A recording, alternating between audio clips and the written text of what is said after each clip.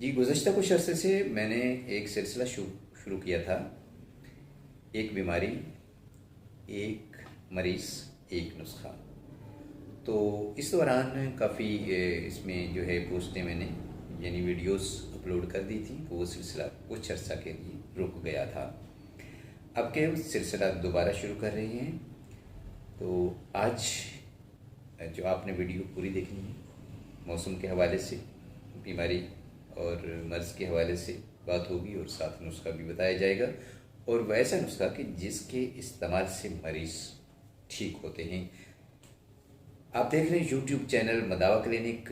मैं हूं आपका होस्ट डॉक्टर हनीफ मलिक, और आपसे मुलाकात जैसा कि आप जानते हैं हेल्थ इश्यूज़ पर होती है, और जदीद रिसर्च को मंजर आम पर मैं लाता हूँ, और मेरी कोशिश ये होती है कि यूनिक किस्म का मुनफरद किस्म की वीडियो अपलोड की जाए ताकि आप लोगों को उसमें जो है इंफॉर्मेशन मिल सके।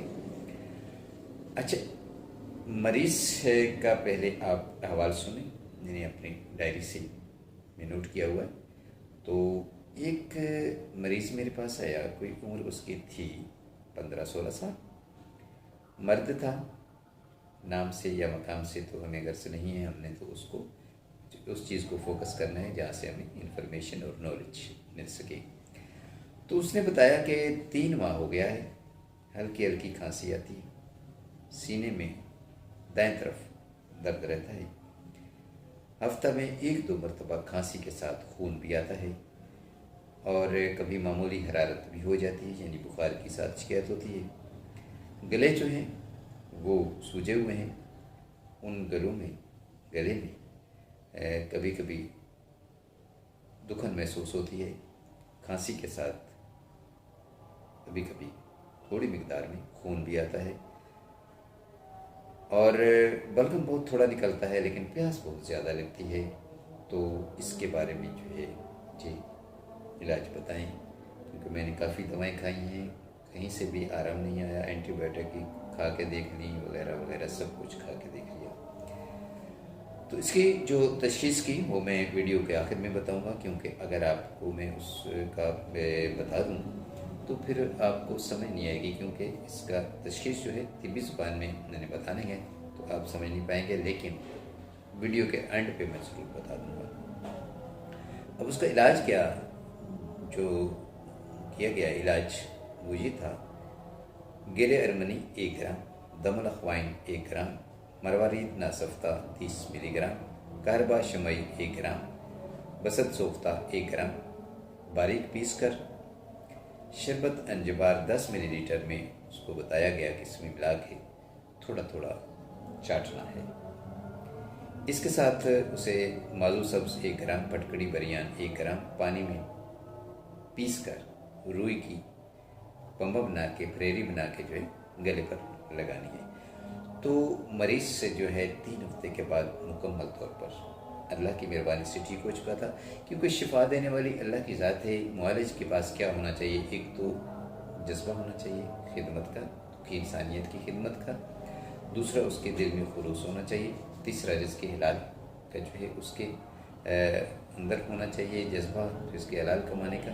तो फिर अल्लाह ताला जो है शिफा अता करते हैं। अगर आपको कोई मुआलिज ये कहता है कि मैं गारंटी से इलाज करता हूँ, तो वो गलत कहता है, क्योंकि शिफा की गारंटी कोई मुआलिज नहीं दे सकता, अलबत्ता दवा दे सकता है। वो कहते हैं ना कि हम तो दवा देते हैं, शिफा देता है तू, खाक में अक्सीर के जौहर दिखा देता है तू। तो जनाब, अब उसको बीमारी या मर्ज़ क्या था उस मरीज़ को? उसे था नफ्स दम बवजह वर में गुदत, यानी टॉन्सल्स थे। उससे जो खून आता था, वो जो गले में वर्म था, उसको उससे जब वो बलगम निकलती थी तो उसको खून आता था। अच्छा, अमूमन मुआलजीन जो है इस वजह से धोखा खा जाते हैं कि शायद उसको कोई टीबी का प्रॉब्लम है, तो उस तरह की खुश्क दवाएं देते हैं, तो वो मर्ज़ वहीं का वहीं रहता है।